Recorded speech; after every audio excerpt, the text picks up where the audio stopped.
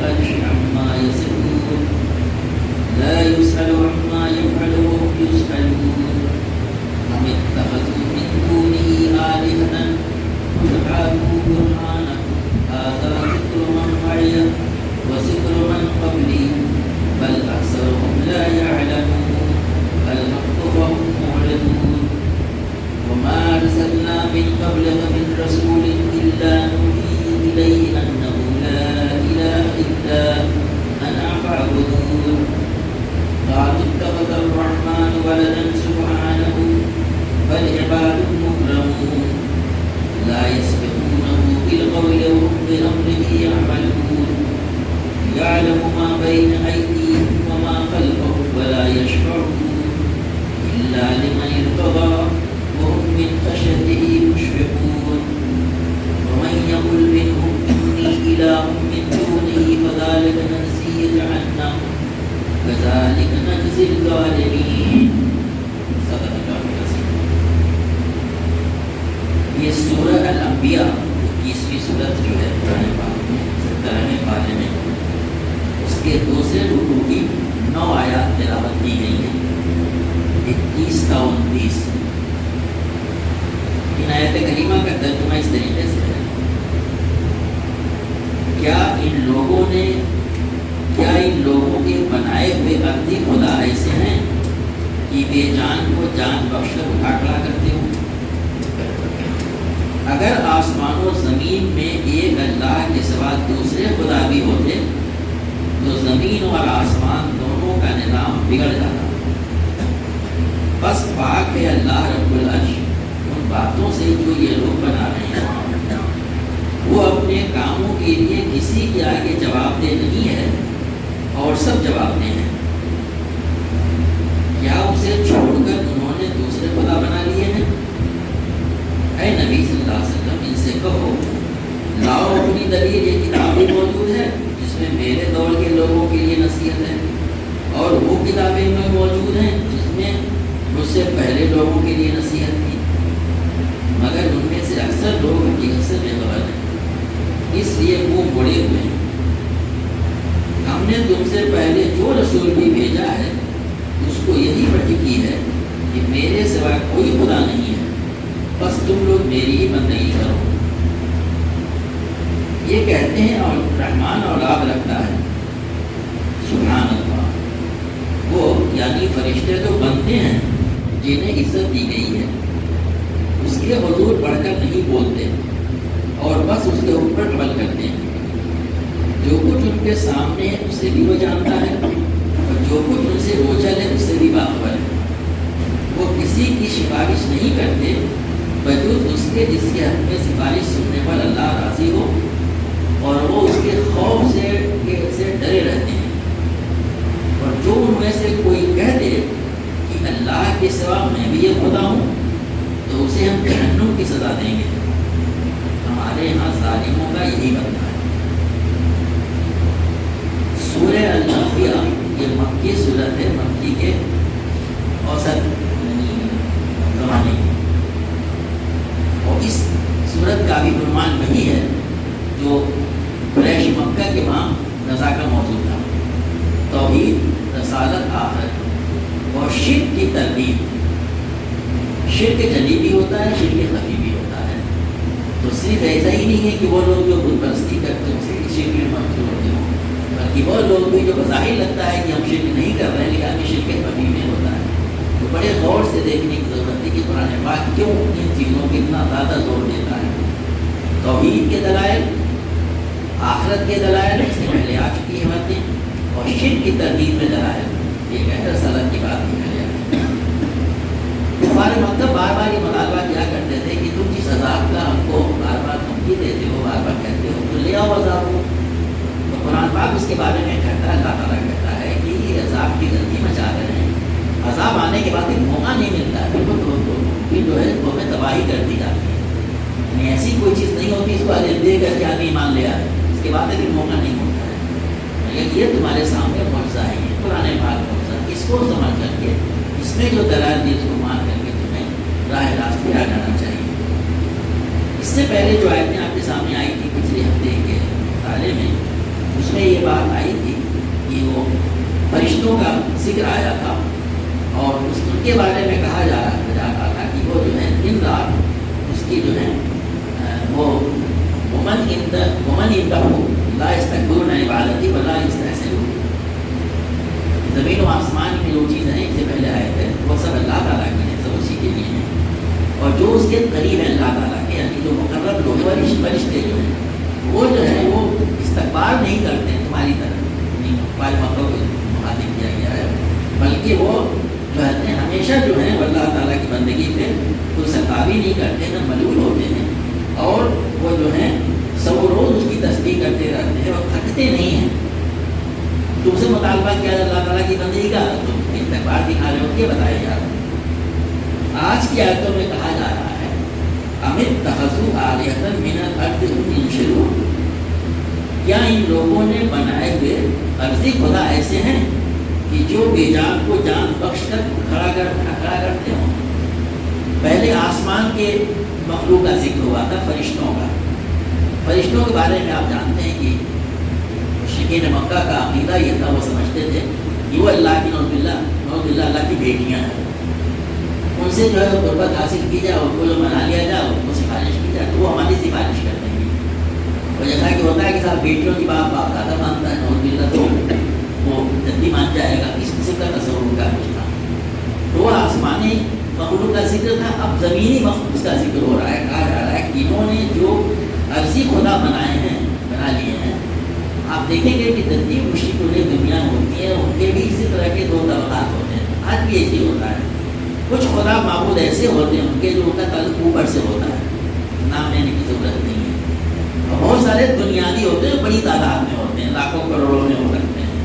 اس میں نباتات بھی ہیں، جمادات بھی ہیں، جانور بھی ہیں، چیڑ پودے بھی ہیں، وہ دریا بھی ہے، پہاڑ بھی ہے، سب نام سے سب جانتے ہیں. اللہ تعالیٰ فرما رہا ہے کہ انہوں نے جو عرضی خدا بنا لیے ہیں، کیا ان کے اندر ایسی ہے کہ یہ کہا جائے کہ ان میں شروع انکار کہتے ہیں چیز کو زندہ دے کر دینا، یعنی مردہ چیز کو جان دے دینا. اس کے اندر عام طور سے یہ لفظ جو ہے وہ حیات بعد الموت کے ذریعے سے آتا ہے، لیکن یہاں پہ جس کنٹیکسٹ میں بات آئی ہے وہاں کہا جا رہا ہے کہ وہ کیا ان کو جو ہے زندگی بخشتے ہوں گیا.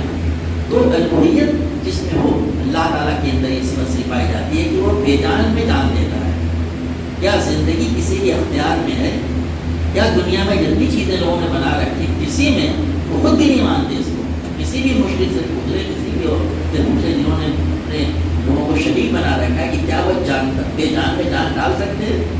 اسی کی طرف اشارہ یہاں پہ کیا جا رہا ہے کہ کیا وہ بے جان کے اندر میں جان ڈال سکتے ہیں، جان بچ سکتے ہیں. اٹھ کھڑا کرتے ہوں، اٹھا کر کھڑا کر، جان نہیں ڈالتے نا، اٹھ کھڑا کرنا، اسے اللہ تعالیٰ نے کیا ہوا ہے. قرآن کی آیت ہے وَالَّذِي نَزَّلَ مِنَ السَّمَاءِ مَاءً بِقَدْرٍ فَانشَرْنَا بِهِ بَلْدَةً مَيْتًا. یہاں پہ لفظ اشارہ استعمال ہوا ہے جس میں کہا جا رہا ہے اور جس نے اتارا آسمان سے پانی خاص اندازے کے ساتھ، بس ہم نے اس سے شاداب کر دیا خشک زمین سے. یہاں پر وہی لفظ استعمال ہوا ہے کہ آسمان سے پانی برستا ہے تو خشک زمین جو گرمی کی دنوں ہو جاتی ہے کیسی لہرا اٹھتی ہے. وہیں اشارہ کیا گیا ہے. دلیل یہ ہے کیا دنیا میں جنہوں نے جن کو معبود بنا رکھا ہے ان میں سے ایسا کوئی ہے؟ ظاہر ہے اس کا کوئی دعویٰ نہیں کرتا. کفار مکہ بھی ایسے ہی کرتے تھے نہیں.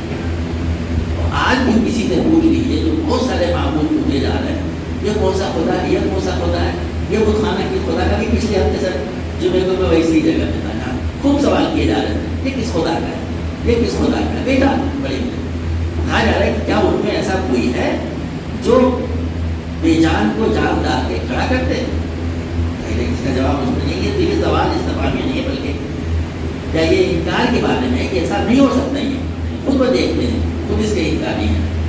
اب اس کے بعد سے دوسری دلیل یہ ہے بڑی زبردست ہے.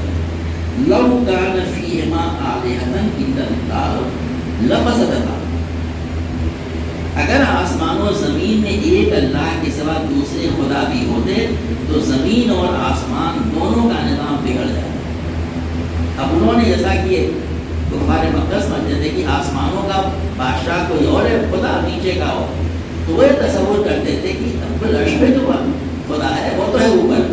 اب دنیا کائنات اتنی بڑی ہے اس نے کیا، اور یہ زمین بڑی دور ہے یہاں کے لیے دوسرے لوگوں کو جگہ رکھا ہے کہ وہ اپنا کام چلا رہے وہ چپ چاپ بیٹھا ایسا عزیزہ نوز باللہ کسی جگہ پہ دو کا ذکر کیا ہے کہ زمین و آسمان میں دو خدا اگر ہوتے تو پورا نظام درد پر ہوتا. اس میں ایک تو بڑی سادہ دلیل ہے.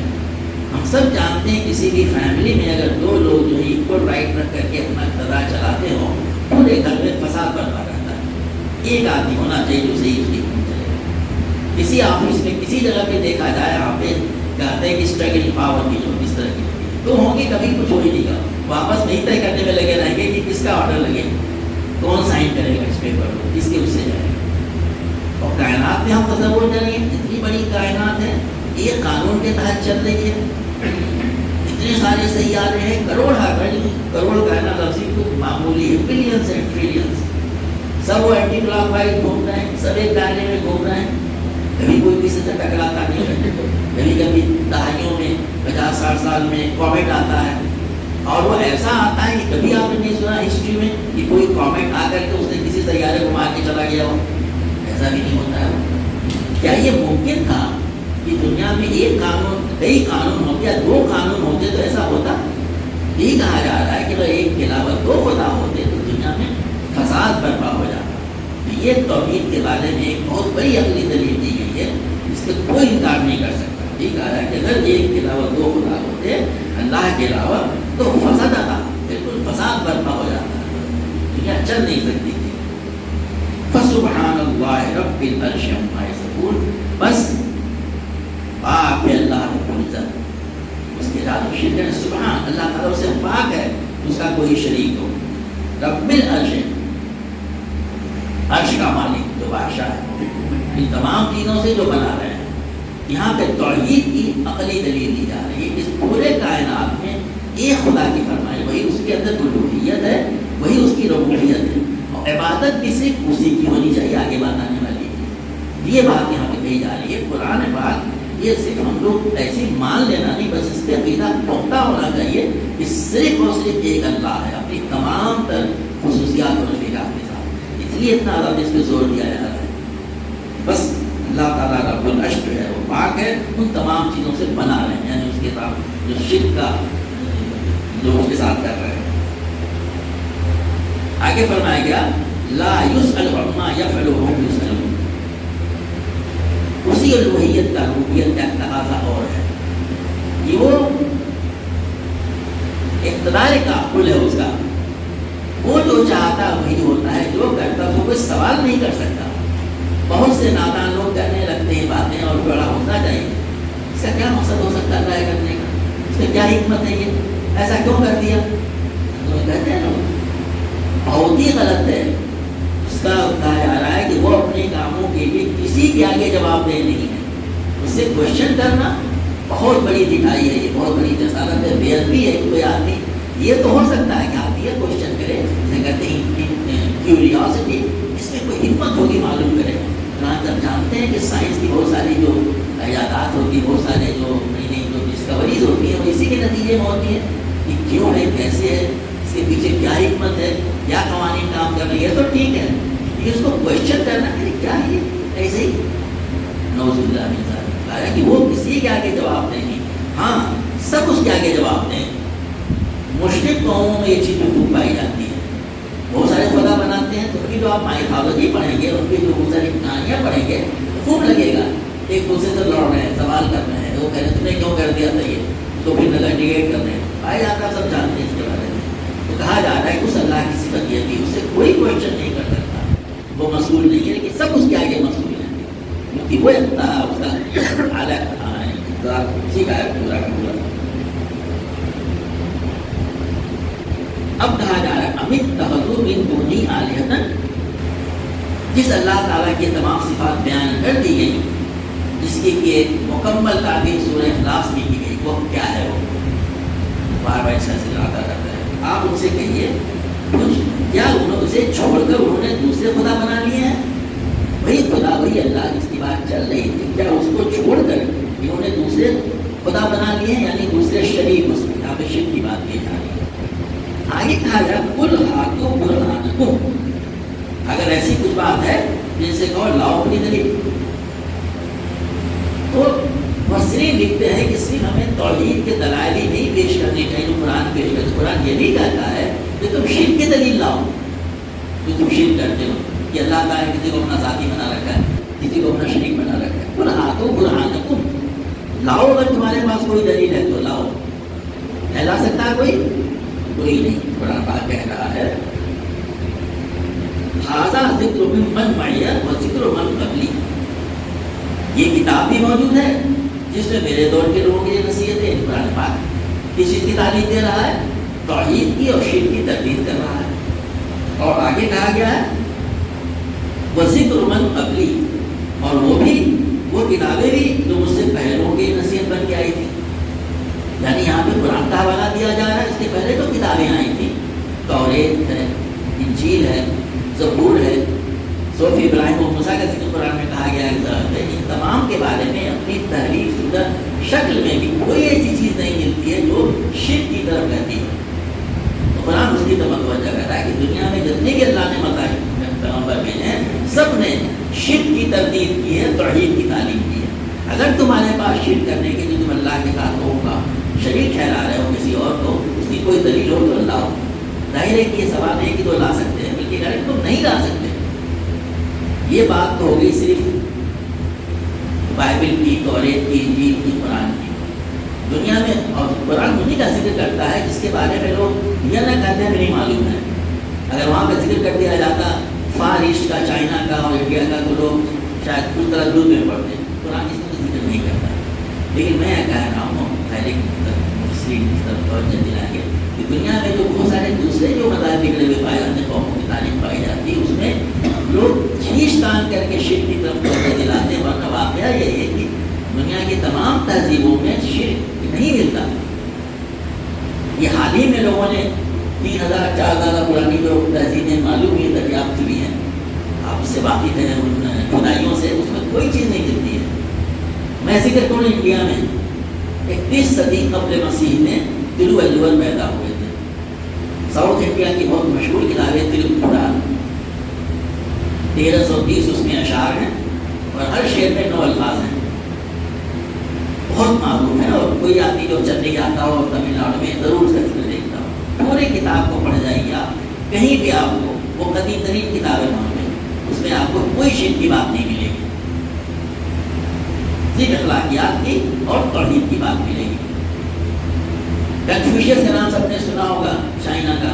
551 صدی میں جو مسیح پیدا ہوتے تھے, ان کی تعلیمات میں دیکھ لی کوئی شرک کی تعلیم. میں یہ نہیں کہہ رہا ہوں کہ وہ مذہبی تھی اور وہ جو وہ لوگ کیا کہتے ہیں کہ نبی تھے, اور یہ نہیں کہہ رہا ہوں. کہہ رہے کہ جو چیزیں پائی جاتی ہیں ان میں بھی کوئی چیز شرک کی نہیں ملتی ہے. قرآن پاک نے تو ان کتابوں کا ذکر کیا ہے جو اللہ نے نازل کی, جس کا پیغمبروں کا ذکر کیا گیا ہے. تو شرک کی تعلیم کہیں نہیں ملتی, کیونکہ یہ عقل کے خلاف ہے. کل ہاتھوں کو مانو, تم لاؤ کوئی دلیل اگر تمہارے پاس ہے تم نہیں لا سکتے. تو شرک کی تردید یہاں بھی کی جا رہی ہے. تو معاملہ کیا بل اکثر لا یعلمون, بلکہ معاملہ یہ ہے کہ وہ لوگ اکثر اس سے بے خبر ہے. الحق قوم حق سے بالکل بے خبر ہے, اسی لیے اسے اعتراض کرتے ہیں. یعنی ان پر عقل نہیں ہے, کوئی دلیل نہیں ہے, وہ جانتے نہیں ہیں, بس وہ اکڑ رہے ہیں. ہر طریقے پہ کھلے ہوئے ہیں, اسے اعراض کر رہے ہیں, ہر طریقے پہ کھلے ہوئے ہیں. قرآن خود کہہ دے رہا ہے کہ شرک کے بارے میں کوئی دلیل نہیں ہے کہ اللہ کے ساتھ کسی شریک کیا ہے. اسے ہر طرح کی ان کی جہالت ہے. اب اللہ تعالیٰ جو ہے خود کہہ رہا ہے, ابھی جو کہا گیا تھا وہ ذکر جو اس سے پہلے آئی تھی, وَمَا أَرْسَلْنَا مِن قَبْلِكَ مِنَ الرَّسُولِ إِلَّا نُوحِي إِلَيْهِ أَنَّهُ لَا إِلَهَ إِلَّا أَنَا فَاعْبُدُونِ. اس کے پہلے ہم نے تم سے پہلے جو رسول بھی بھیجا ہے اس کو یہی وحی کی ہے کہ میرے سوا کوئی معبود نہیں ہے, کوئی خدا نہیں ہے, بس تم لوگ میری ہی بندگی کرو. اب اللہ تعالیٰ وہ کہہ رہا ہے کہ پچھلی کتابوں میں کیا تھا, کہہ رہا ہے کہ میرے تم سے پہلے ہم نے کوئی نبی ایسا نہیں, ہمارا سنتراک میں کرنے کا رسول, میں نے تم سے پہلے کوئی ایسا رسول نہیں بھیجا جس کو ہم نے یہ وحی نہ کی ہو لا الہ الا انا, میرے علاوہ. اللہ تعالیٰ کہہ رہا ہے میرے علاوہ کوئی خدا نہیں ہے, لا الہ الا انا. اللہ تعالیٰ کہہ رہا ہے فاعبدون, بس تم میری بندگی کرو. یہاں پر فاعبدون کا لفظ استعمال کیا ہے, بس تم میری بندگی کرو. اس بندگی میں وہ بندگی بھی شامل ہے جو ابھی ہم نے کی ہے, دن میں 5 مرتبہ کرتے ہیں, روزے رکھتے ہیں, حج کرتے ہیں. میں یہ بندگی کا وہ جو جامع مفہوم ہے وہ شامل ہے. اللہ تعالیٰ کی عبادت ہونی چاہیے, اسی کی نماز ہونی چاہیے, اسی کے لیے روزے, اسی کے لیے حج, اسی کے لیے دوسری عبادتیں, اسی کے احکام کی پابندی. یہ ہے اسلام کا مطالبہ. کئی فائدہ ہو قرآن کی دوسری جگہوں پہ بات آئی ہے کہ عبادت کا وسیع مفہوم, یہاں پر بھی عبادت کے وسیع مفہوم ہے کہ تمام تر جو عبودیت کے تقاضے اسی اللہ کے لیے کر رہے ہیں. یہی وہی میں نے کی تھی. جتنی انبیاء کرام ہیں دنیا میں, پہلا شخص, پہلا انسان اللہ کا نبی, اور آخری نبی جو بھیجے نبی صلی اللہ علیہ وسلم, سب کو ایک ہی وحی کی گئی تھی, لا الہ الا انا فاعبدون, میرے علاوہ کوئی معبود نہیں ہے, کوئی خدا نہیں ہے, بس تم میری ہی بندگی کرو. یہی دعوت دی گئی تھی. یہ ہے قرآن جو دعوت دیتا ہے کہ اللہ کے علاوہ کوئی نہیں ہے, اس کی بندگی ہونی چاہیے. وہ بندگی کیسے کی جائے یہ قرآن بتاتا ہے, لیکن اپنی سنت بتاتی ہے, تفصیلات نہیں سکتی وہ بتائے گی کوئی تفصیل کی اللہ کی بندگی ہو کیسے, یہ قرآن ہمارے ساتھ. اب اس کے بعد خود ان کے شرک کی تردید ہو رہی ہے. وَقَالُوا اتَّخَذَ الرَّحْمَٰنُ وَلَدًا سُبْحَانَهُ, یہ کہتے ہیں کہ رحمان اولاد رکھتا ہے. پھر ایک ذکر آ رہا ہے کہ یہ فرشتوں کے تعلق سے رحمان کے بارے میں کہا گیا ہے کہ وہ مشرکین کا عقیدہ یہ تھا مقدمہ کر کے کہ اللہ تعالیٰ کے فرشتے جو ہیں یہ اس کی بیٹیاں ہیں, نعوذ باللہ.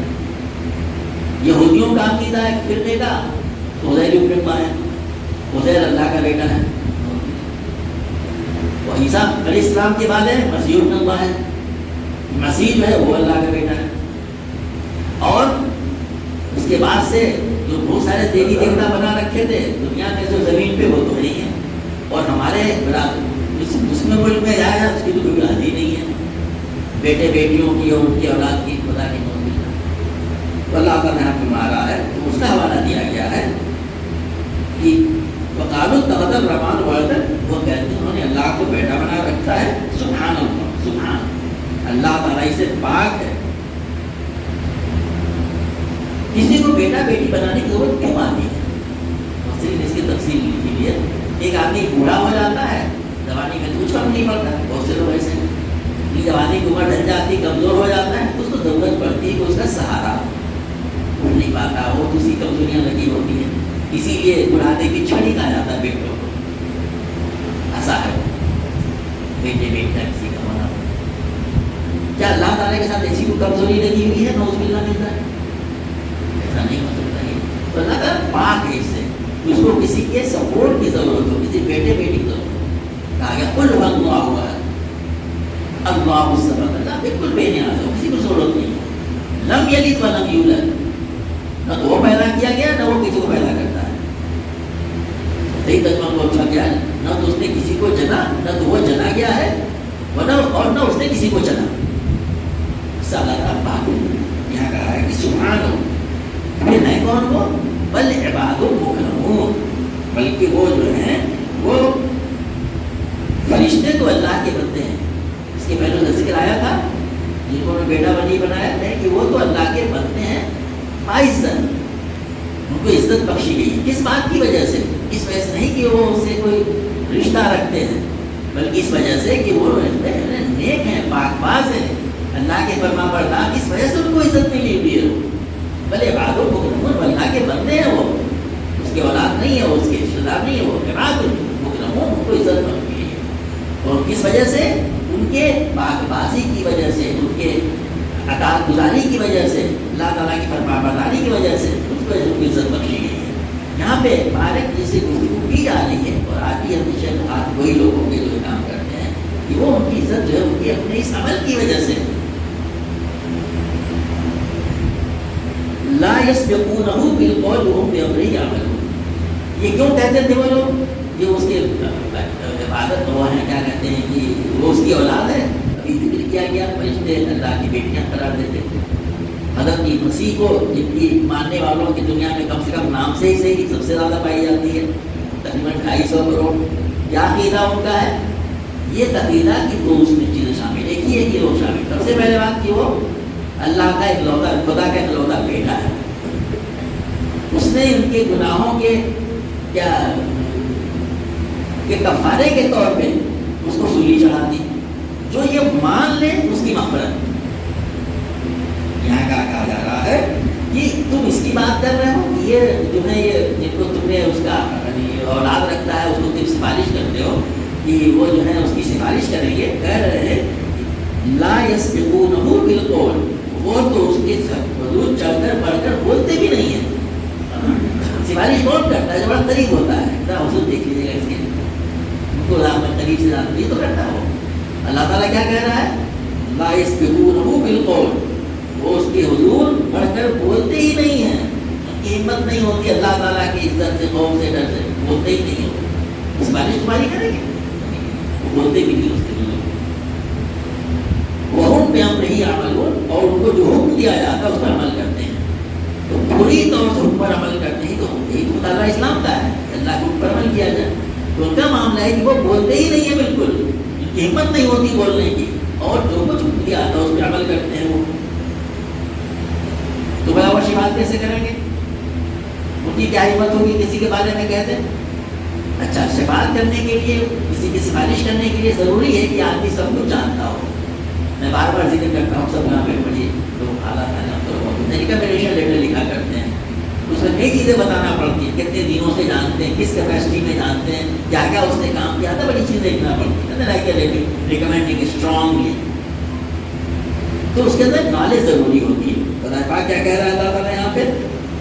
یعلم ما بین ایدیہم وما خلفہم، جو کچھ ان کے سامنے ہے اسے بھی وہ جانتا ہے، جو کچھ اس سے اوجھل اسے بھی باخبر ہے۔ اللہ تبارک تعالیٰ کا معاملہ یہ ہے کہ عالم الغیب والشہادہ، وہ جو ظاہر ہے وہ بھی جانتا ہے، اور جو چھپا ہوا ہے وہ بھی اسے معلوم ہے۔ یہ کیا یہ کسی کے بارے میں کہا جا سکتا ہے؟ فرشتے تو وہی اتنا جانتے ہیں، کو بتائیں گے کہ نہیں وہ کام کیا کرتے ہیں۔ دوسرے دنیا میں لوگ ہوتے ہیں، وہی کلیم کر سکتا ہے کسی کے بارے میں کہ ہم اس کے بارے میں سب کچھ جانتے ہیں، اور اللہ تعالیٰ کی حضور کہنے کی بات ہو رہی ہے۔ اللہ تعالیٰ کہہ رہا ہے کہ وہ ان کے سامنے جو ہے وہ بھی جانتا ہے، اس کے پیچھے وہ بھی جانتا ہے۔ اس کو ریکمنڈیشن کی ضرورت ہے؟ اسے سب معلوم ہے، اسے کیا ریکمنڈیشن چاہیے؟ وہ سب جانتا ہے اسے۔ تو کہا جا رہا ہے وَلَا يَشْعُرُونَ، تو پھر اسی میں آگے کہا گیا ہے کہ وہ جو ہے شفاعت جو کیا کہتے ہیں کہ وہ کسی کی سفارش نہیں کرتے۔ اللہ تعالیٰ کے بارے میں کہا گیا ہے کہ وہ سب کچھ جانتا ہے، جو آگے سامنے وہ بھی، اس کے جو پیچھے وہ بھی، جو غیب میں وہ بھی، اور یہ شفاعت نہیں کرتی ہے، اس کی ضرورت نہیں ہے۔ کیوں؟ کیونکہ وہ جانتے ہی نہیں، اللہ کو سب کچھ معلوم ہے۔ اب یہ شفاعت تو کر سکتے ہیں، لا یشفعون الا لمن ارتضی، ہاں شفاعت ہے فرشتوں کی بھی، قرآن میں اس کا ذکر ملتا ہے اور حدیث میں بھی، لیکن کس کے لیے؟ الا لمن ارتضی، بجز اس کے جس کے حق میں سفارش سننے پر اللہ راضی ہو۔ قرآن میں کئی جگہ کہا گیا ہے، اس کی صورت میں آیا، اس کے پہلے بھی آیا تھا سورۃ احقاف کی، دو شرطیں ہیں کہ اللہ تعالیٰ اجازت دے اور سننے پہ راضی بھی ہو۔ ٹھیک ہے، کہیے لاؤڈ بھی ہم جسے کہتے ہیں۔ تو دو چیزیں، اللہ تعالیٰ ان کو سفارش سننے کی اجازت دے، نہ کریے، اور اس پہ راضی بھی ہو، سننا بھی چاہے اس کے لیے ہو۔ قرآن پاک میں اللہ تعالیٰ اسی صورت اسی آیت میں پہلے کہہ رہا ہے کہ اللہ تعالیٰ کو سب کچھ معلوم ہے، تو سفارشیں ہیں ان کی، لیکن انہی کے لیے جن کو اللہ چاہے گا اور سننا ہی پسند کرے گا۔ اب جب سب کچھ اللہ تعالیٰ کی مرضی پہ موقوف ہے، اجازت دے تو کی جائے، سننا چاہے تو کی جائے، وہ سنے تو کچھ بھی ہو کی جائے، تو کیا جن لوگوں کو سفارش شفاعت کی اجازت دی جائے گی، پھر کیا وہ الوہیت کے مقام پہ ہو سکتے ہیں؟ کچھ تو ان کے اختیار میں نہیں رہا۔ یہ تو محض اللہ تعالیٰ کے لیے ہوگا کہ وہ لوگوں کے رتبے بڑھتے ہوئے بلند کرنے کی بتائے گا۔ ٹھیک ہے، فرمائیے۔ اور کون لوگ کہیں گے؟ وہی چیزیں کہیں گے جو اللہ کو پسند۔ اس کے بعد سے آخری آیت میں کہا گیا ہے، یہاں پہ پھر شفاعت کے غلط تصور کی تربیت کی گئی ہے۔ یاد رکھیے، یہ ہمارے وہاں بھی یہ چیزیں خوب پائی جاتی ہیں کہ لوگ جھوٹے شفاعت کے اور لوگوں کی سفارشوں کے اس میں گرفتار ہوتے ہیں۔ قرآن پاک سچا عقیدہ شفاعت کے بارے میں دیتا ہے، اور مشرکین کے وہاں تو یہ بہت زیادہ ہے۔ ان کے تمام جگہ جگہ ان کے جو سب اسفار ہوتے ہیں، تو جگہ جگہ بڑے بڑے ان کے خانے بنے ہوتے ہیں، ان سب کا مقصد یہ ہوتا ہے، وہ خود جانتے ہیں ان کے اندر کوئی پاور نہیں ہے، کچھ نہیں کر سکتے، وہ زندہ دے کر کے خلا نہیں کرتے، سب کچھ جانتے ہیں وہ، لیکن یہی کہ وہ کچھ قربت ان کو ہے، وہ ان کی وہاں پہ ان کے بارے میں سفارش کریں گے، کسی طرح پوچھ لیں گے آپ۔ تو اس کی تردید یہاں دی گئی، وَمَن يَقُلْ مِنْهُمْ إِنِّي إِلَٰهٌ مِّن دُونِهِ فَذَٰلِكَ نَجْزِيهِ جَهَنَّمَ۔ اب یہاں پہ شرک کی تردید کے بارے میں ایک چیز آگے آخری بات یہ کہی جا رہی ہے، جو ان میں سے کوئی کہہ دے کہ اللہ کے سوا میں بھی ایک خدا ہوں تو اسے ہم جہنم کی سزا دیں گے. جن کا ذکر ہو رہا ہے وہی جن کو انہوں نے معبود بنا رکھا ہے، فرشتوں کو یا دوسرے ہستیوں کو، صالحین کو. ان میں سے کوئی اگر یہ کہے کہ میں بھی اللہ کے سوا خدا ہوں تو اس کو ہم جہنم کی سزا دیں گے. کذالک نجزی الظالمین، ہمارے یہاں ظالموں کا یہی بدلہ ہے. جن لوگوں کے بارے میں کہا جا رہا ہے ان لوگوں کے بارے میں جن کو لوگوں نے اللہ کا شریک ٹھہرا رکھا ہے، وہ نہیں کچھ کہا انہوں نے، تو ایسا کرتے کچھ نہیں ہے.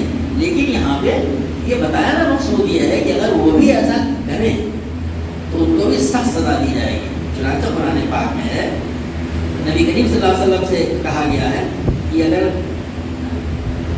قل ان کان للرحمن ولد فانا اول العابدین، اس کے پہلے ذکر آ رہا تھا اللہ تعالیٰ کی اولاد ہے، تو اللہ تعالیٰ کے نبی کریم صلی اللہ علیہ وسلم زبان سے کہلوایا کہ ان سے کہو کہ اگر رحمان کے واقعی کوئی اولاد ہوتی تو سب سے پہلے میں عبادت کرنے والا ہوتا. اسی کا جواب دوسری جو دیا گیا سورہ الزخرف میں ہے.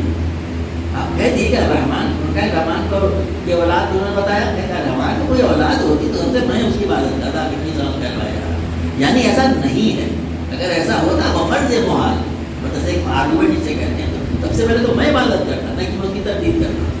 دوسری کہا گیا ہے لئن اشرکت لَيَحْبَطَنَّ عَمَلَكَ، اس سورۃ زمر میں کہا گیا. اس کے جواب میں جو بھی کہا گیا ہے کہ اگر یہ بھی کہے کہ میں اللہ کے علاوہ میں بھی خدا ہوں تو تمہیں سزا دیتا. اللہ تعالیٰ کہہ رہا ہے اے پیغمبر اگر تو بھی شرک کرے تو تیرے عمل برباد ہو جائیں گے. کیا نبی کریم صلی اللہ علیہ وسلم سے اس کی توقع کر سکتے ہیں؟ اس خیال میں نہیں لا سکتے کیا آپ شرک کرتے ہیں کہ اللہ تعالیٰ کہتا ہے کہ تو بھی کرے شرک تو تیرے تمام عمل برباد ہو جائے. اللہ کے نظام کو ختم کرے گا. تو شرک کے بارے میں اتنے زیادہ سخت الفاظ قرآن پاک استعمال کرتا ہے. کسی قسم کا شرک ہو، شرک جلی تو سب کو معلوم ہوتا ہے، تو تمام چیزیں جو شرک کے دائرے میں آتی ہیں قرآن میں اس کی تفصیلات موجود ہیں، حدیث میں، اس سے انسان کو بچنا چاہیے. جب اللہ کے نبی صلی اللہ علیہ وسلم کو اللہ تعالیٰ خطاب کر رہا ہے کہ تو بھی اگر شرک کرے تو ہم تیرے ذریعے ملتا ہے ہو جائیں گے اس کے اندر. تو اللہ تعالیٰ سے ہمیں توحید کے جو صحیح تصور ہے ہمارے ذہنوں میں جامع ہونا چاہیے. شرک کے جتنے بھی طرح کے اس کے جو ہے اس کے طریقے ہو سکتے ہیں، جتنے شرک کی آمیزش ہوتی ہے اس سے بچنے کی کوشش کرنی چاہیے. اور اللہ تعالیٰ کی وہ مکمل بندگی اس میں کہا گیا تھا کہ میرے علاوہ کوئی معبود